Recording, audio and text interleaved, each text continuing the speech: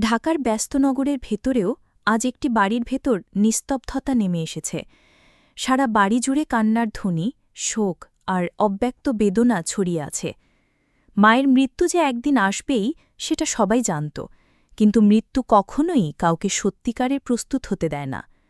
দীর্ঘদিন অসুস্থতার সঙ্গে লড়াই করার পর আজ সকালে মা চিরবিদায় নিয়েছেন। জীবনের শেষ কয়েকটা মাস তিনি প্রায় বিছানায় কাটিয়েছেন। সন্তানরা প্রত্যেকে তার সেবায় যতটুকু পেরেছে করেছে, কিন্তু তবুও তাদের মধ্যে দূরত্ব ছিল স্পষ্ট। বড় ছেলে রাশেদ বিদেশে থাকে, সবসময় ফোনে খোঁজ নিত, কিন্তু মায়ের মুখের পাশে বসে থাকা আর তার হাত চেপে ধরা সম্ভব হতো না। ছোট মেয়ে রিমি ঢাকাতেই থাকে, প্রায় প্রতিদিনই মায়ের পাশে থেকেছে, তবুও অন্য ভাইবোনদের নিয়ে তার মনে ছিল আক্ষেপ। মাছের ছেলে জামিল আরেক শহরে চাকরি করে, আর মেয়েদের বিয়ের পর নিজেদের সংসারে ঝামেলায় জড়িয়ে পড়ায় পরিবারটা ধীরে ধীরে আলগা হয়ে গিয়েছিল। আজ মায়ের মৃত্যুর খবরে সবাই একে একে এসে জড়ো হয়েছে। ঘরের শোক, কিন্তু সেই শোকেও এক ধরনের অচেনা শীতলতা। সবাই কাঁদছে, কিন্তু তাদের মধ্যে সঠিকভাবে কেউ কারোর দিকে তাকাচ্ছে না। এক ছাদের নিচে থাকলেও যেন হাজার মাইল দূরত্ব। মা জীবিত থাকতে সবসময় বলতেন, তোমরা সবাই আমার চোখের মণি, যত ঝগড়াই হোক একে অপরকে ছেড়ে যেও না। কিন্তু বাস্তবতা অন্য কথা বলেছে। জমিজমা নিয়ে দ্বন্দ্ব, আর্থিক টানাপোড়েন, কারো বেশি দেওয়া আর কারো কম পাওয়া, এসব নিয়ে পরিবারের সম্পর্ক জটিল হয়ে উঠেছিল। মা শেষ সময়েও চেয়েছিলেন সবাই মিলে থাকুক, কিন্তু সন্তানরা সেই ইচ্ছে পূরণ করতে পারেনি। এখন মায়ের নিথর দেহ সামনে শুয়ে আছে। কাফনের কাপড়ে ঢেকে রাখা মুখমণ্ডল দেখলেই চোখ ভিজে যায়। বড় ছেলে রাশিদ এগিয়ে এসে বলল, আমাদের মা আমাদের ছেড়ে চলে গেলেন, কিন্তু আমি জানি আমরা কেউই তার শেষ ইচ্ছে পূরণ করতে পারিনি। তার কণ্ঠ ভারী হয়ে আসে। রিমি চিৎকার করে কেঁদে ওঠে, আমরা কেন এত দূরে চলে গেলাম একে অপরের থেকে? মা তো এটা চাননি। জামিল চুপচাপ দাঁড়িয়ে থাকে, চোখের জল মুছতে মুছতে। জানাজার প্রস্তুতি চলছে বাইরে। বাড়ির উঠোনে মানুষের ভিড় বাড়ছে, আত্মীয় স্বজনরা আসছে, সবার মুখে শোকের ছাপ। কিন্তু সন্তানরা যেন ভেতর থেকে ভেঙে পড়ছে।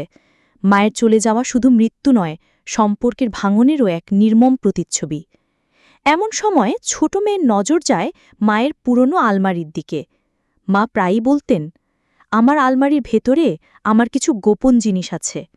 হঠাৎ মনে হলো হয়তো সেখানে কিছু রয়ে গেছে। রিমি আস্তে আস্তে আলমারির দিকে এগিয়ে গেল। কান্নায় ভেজা চোখে হাত বাড়িয়ে যখন দরজা খুলল, তখনই তার চোখে পড়ল এক অচেনা খাম। ধুলো জমে গেছে, কিন্তু তাতে স্পষ্ট অক্ষরে লেখা, আমার সন্তানদের জন্য, মৃত্যুর পর। রিমির বুক কেঁপে ওঠে। রিমির হাতে খামটা কাঁপছিল, তার চোখে এখনও অশ্রু ঝরছিল। কিন্তু এই খাম দেখে বুকের ভেতরে হঠাৎ অদ্ভুত এক শিহরণ বয়ে গেল। কান্নার ভেতরেও মনে হল এটা হয়তো কোনো গোপনীয়তা, হয়তো কোনো কথা যা মা মৃত্যুর আগে বলতে পারেননি। সে হাতের আঙুল দিয়ে খামের ধুলো মুছিল, তাতে স্পষ্ট লেখা, আমার সন্তানদের জন্য, মৃত্যুর পর। রিমি হতভাগ হয়ে খামটা হাতে নিয়ে ঘরে ঢুকল, যেখানে ভাইবোনরা নিস্তব্ধ হয়ে বসেছিল। রাশেদ মাকে দাফনের প্রস্তুতির জন্য বাইরে কিছু আত্মীয়কে বলছিল। জামিল চুপচাপ কোণের চেয়ারে বসে মাথা নিচু করে রেখেছিল। ঘরে ঢুকে রিমি কেঁপে ওঠা গলায় বলল, দেখো, মা একটা চিঠি রেখে গিয়েছেন। কথাটা শুনেই সবার দৃষ্টি রিমির হাতে চলে গেল। রাশেদের চোখ বড় হয়ে উঠল। সে এক ধাপ এগিয়ে এসে খামটা ধরল, তারপর খামটার লেখা জোরে পড়ে শোনাল। ঘরে মুহূর্তে চাপা শ্বাস, বিস্ময় আর কৌতূহলের বাতাস ছড়িয়ে পড়ল। জামিল হঠাৎ বলল, মা কেন আলাদা করে এমন কিছু লিখে গেলেন? মৃত্যুর পর পড়তে বলেন মানে, তিনি কি আমাদের কাছ থেকে কিছু গোপন রেখেছিলেন? তার কণ্ঠে আতঙ্কের ছোঁয়া। হয়তো সম্পত্তি নিয়ে কোনো সিদ্ধান্ত, হয়তো কোনো লুকোনো সত্য। ভাবতেই কারো বুক ধকধক করতে লাগল। রিমির চোখ লালচে, অশ্রুসিক্ত। সে ধীরে ধীরে বলল, হয়তো এটা শুধু মায়ের শেষ কথা, হয়তো আমাদের জন্য কোনো দোয়া। কিন্তু তবুও সবাই বুঝল এটা সাধারণ কিছু নয়। যদি শুধু দোয়া হতো, তাহলে মা লিখতেন না মৃত্যুর পর পড়ার কথা। নিশ্চয়ই এর ভেতরে আছে কিছু বিশেষ, হয়তো এমন কিছু যা তাদের জীবন বদলে দেবে। বড় ভাই রাশিদ একটু দ্বিধা নিয়ে বলল, আমরা এখনই খুলি না, জানাজা শেষ হোক, সবাই শান্ত হোক, তারপর পড়ব। কিন্তু জামিল মাথা নাড়ল, না ভাইয়া, মা যখন আমাদের জন্য রেখে গিয়েছেন তখনই পড়া উচিত, হয়তো তিনি চান আমরা এখনই জানি। দুজনের মধ্যে তর্ক শুরু হলো। ঘর ভারী হয়ে উঠল। কান্নার পরিবেশের ভেতর নতুন এক অস্বস্তি ঢুকে পড়ল। হঠাৎ রিমি ফিসফিস করে বলল, মায়ের কথা তো সবসময় শেষ কথা, আমরা তর্ক কেন করছি, খাম খুলে দেখি না। ঘরে সবাই চুপ হয়ে গেল। প্রত্যেকের চোখ খামের দিকে, যেন সাদা খামটা শুধু একটা কাগজ নয়, বরং বহু বছরের ভাঙা সম্পর্কের চাবি। কারো বুকের ঢুকপুকানি বাড়ছে, কারো হাতে ঘাম জমছে। অবশেষে রাশেদ দীর্ঘশ্বাস ফেলে বলল, ঠিক আছে, আমরা সবাই মিলে এখনই পড়ব, তবে শর্ত, যাই লেখা থাকুক সবাই মিলে শুনব, কেউ একা নয়। রিমি ধীরে ধীরে খামটা তার হাতে দিল। খামটা এখন বড় ভাইয়ের হাতে, কিন্তু চোখ চারজনেরই ভিজে। সবাই নিঃশ্বাস আটকে রইল। বাইরে থেকে আজানের সুর ভেসে আসছে, জানাজার ডাক চলছে, আর ঘরের ভেতরে খামটা খোলার আগ মুহূর্তে শোকের সঙ্গে মিশে গেল এক অদ্ভুত শিহরণ। রাশেদ হাত বাড়িয়ে খামটা ছিঁড়তে শুরু করল। রাশেদ খামটা হাতে নিয়ে দাঁড়িয়ে আছে। সবাই নিঃশব্দ, যেন কেউ নিঃশ্বাসও নিতে সাহস পাচ্ছে না। বাইরে আজানের ধ্বনি মৃদু ভেসে আসছে, ভেতরে শুধু 4টি হৃদয়ের দ্রুত ধুকপুকানি। মায়ের শেষ চিঠি, এতে কি থাকতে পারে? সম্পত্তির কোনো নির্দেশ, কোনো অজানা গোপন, নাকি শুধু ভালোবাসার কথা? রাশেদ ধীরে ধীরে খামটা ছিঁড়ল। ভেতরে এক টুকরো ভাঁজ করা কাগজ। সে হাত কাঁপতে কাঁপতে কাগজটা বের করল। মায়ের পরিচিত হাতের লেখা দেখে সবার বুক হুহু করে উঠল। এই হাতের লেখাই তারা শৈশবে খাতায় খাতায় দেখেছে। পরীক্ষার ফলাফলে মা লিখেছেন, খুব ভালো করেছ। আজ সেই হাতের লেখা, কিন্তু মা নেই। রিমি চিৎকার করে কেঁদে ফেলল। জামিল চোখ ঘুরিয়ে নিল, কারণ চোখের জলে দৃষ্টি ঝাপসা হয়ে গেছে। বড় ভাই রাশেদ কণ্ঠ ভারী করে পড়তে শুরু করল, আমার প্রিয় সন্তানরা, যদি তোমরা এই চিঠি পড়ছ, তবে বুঝবে আমি আর এই পৃথিবীতে নেই। আমার বুক ভেঙে যায় তোমাদের ছেড়ে যেতে, কিন্তু মৃত্যু তো আটকানো যায় না। তাই ভেবে রেখেছিলাম কিছু কথা লিখে রেখে যাব, যা হয়তো তোমাদের মনে চিরকাল থেকে যাবে।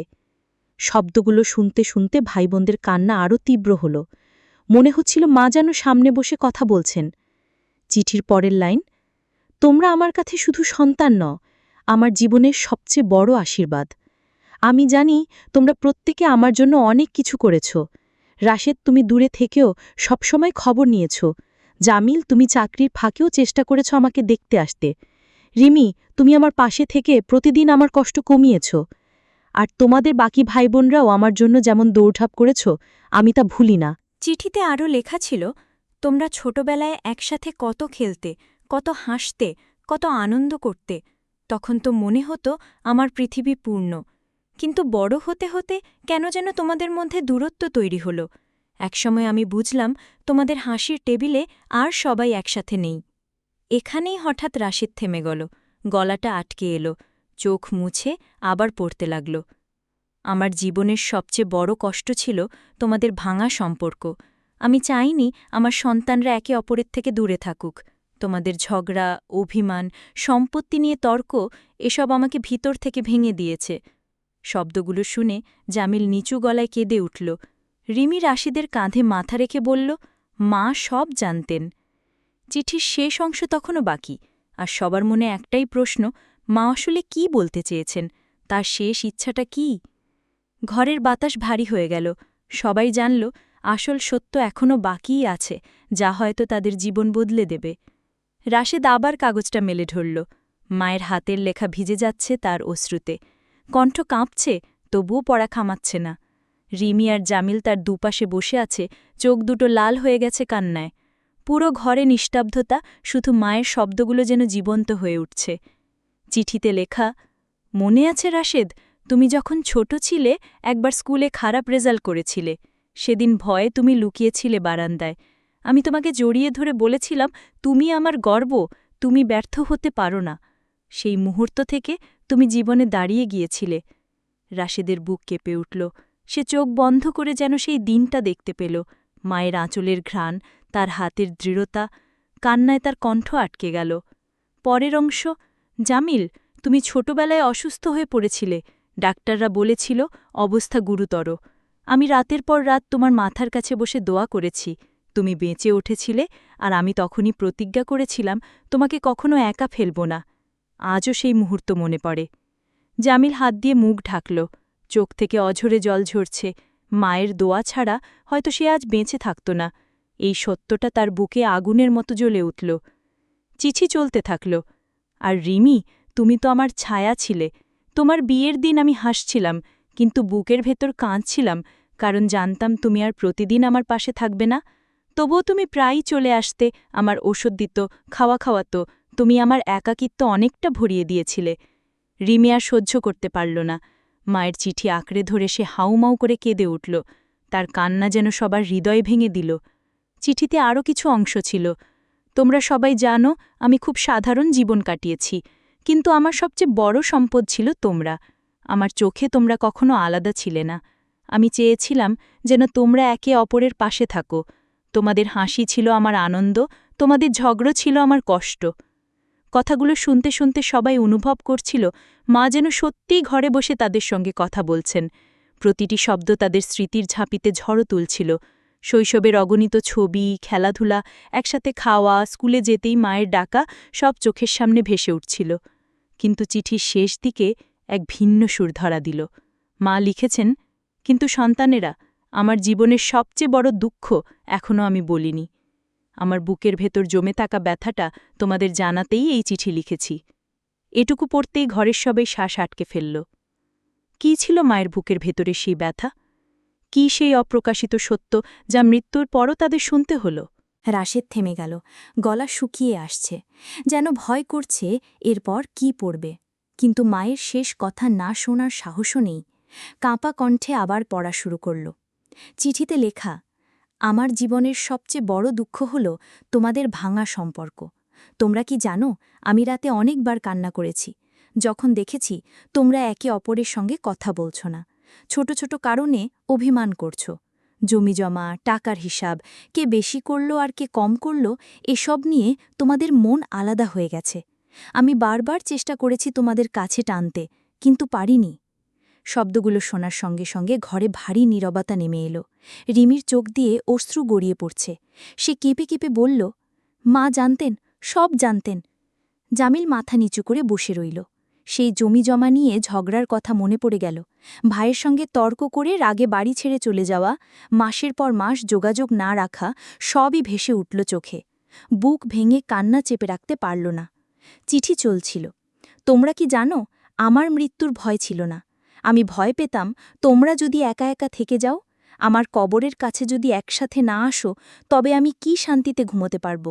মৃত্যুর সময়েও আমার বুকের ব্যথা ছিল একটাই, আমার সন্তানরা একে অপরের থেকে দূরে হয়ে গেছে। এই লাইনগুলো পড়ে রাশেদের হাত কেঁপে উঠল। মনে হলো যেন মা ঠিক এই মুহূর্তে তাদের সামনে দাঁড়িয়ে কাঁদছেন। রিমি গলা ভেঙে বলল, আমরা কেন এমন করলাম?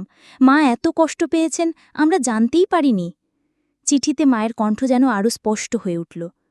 তোমরা যদি আমার জন্য কিছু করতে চাও, তবে প্রতিজ্ঞা করো, আমার মৃত্যুর পর তোমরা আর ভাঙবে না, ঝগড়া থাকবে না, অভিমান থাকবে না। কারণ তোমাদের ভাঙা দেখলে আমার আত্মা শান্তি পাবে না। সেই মুহূর্তে ঘরে কেউ আর শক্ত থাকতে পারল না। জামিল হঠাৎ বলে উঠল, আমরা মাকে কষ্ট দিয়েছি ভাইয়া, আমরা নিজেদের নিয়ে ব্যস্ত ছিলাম, অথচ মা একা কেঁদেছেন। আমরা কিভাবে তাকে এত কষ্ট দিলাম? রাশেদ মাথা নিচু করে বলল, আমাদের ভুল হয়েছে, আমরা সবাই জানতাম, তবুও ঠিক করিনি। মা আমাদের শেষ বার্তা দিয়ে গেছেন।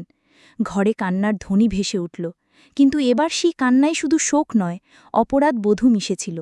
মায়ের দুঃখের সত্য জানার পর তাদের ভেতরের দেওয়াল ভেঙে পড়তে শুরু করল। তবে চিঠি এখানেই শেষ হয়নি। মায়ের কলম যেন এক অদ্ভুত শক্তিতে চলেছে। পরের লাইনগুলোতেই ছিল তার শেষ ইচ্ছা, যা হয়তো তাদের চিরদিনের জন্য বদলে দেবে। রাশেদ হাত কাঁপতে কাঁপতে কাগজটা আরও সামনে ধরল। মায়ের লেখা এখনও শেষ হয়নি।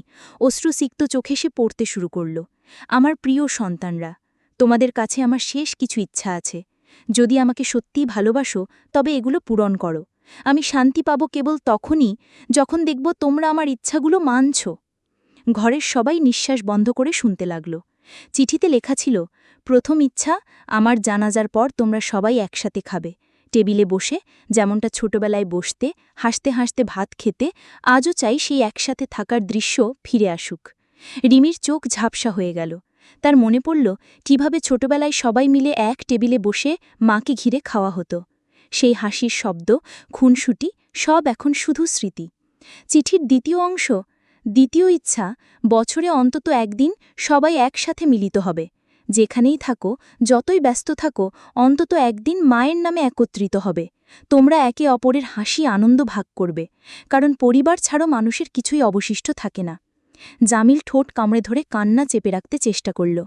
সে জানে বিগত বছরগুলোতে কত অজুহাতে সে ভাইবোনদের থেকে দূরে থেকেছে।